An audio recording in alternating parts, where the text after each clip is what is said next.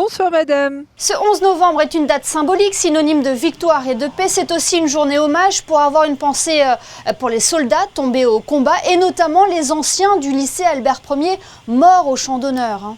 Tout à fait. Le jour de l'armistice de 1918 est l'occasion pour les anciens élèves du lycée Albert Ier, l'association, de rendre hommage aux anciens élèves tombés au champ d'honneur, mais dans sa forme élargie, c'est-à-dire tout aussi bien dans les clairières lorsqu'ils ont été fusillés ou bien en déportation. Et qui étaient ces anciens du lycée Albert Ier morts au champ d'honneur ?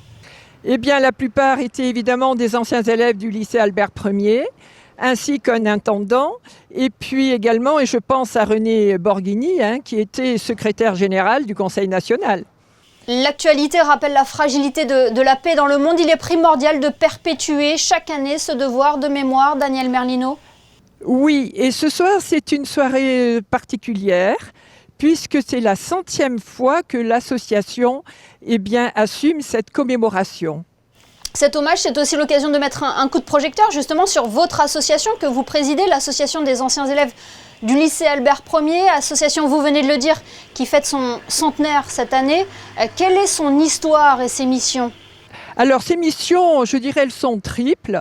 Bien sûr, rendre hommage à nos morts, qui ont laissé leur vie, qui ont donné leur vie pour que nous soyons libres.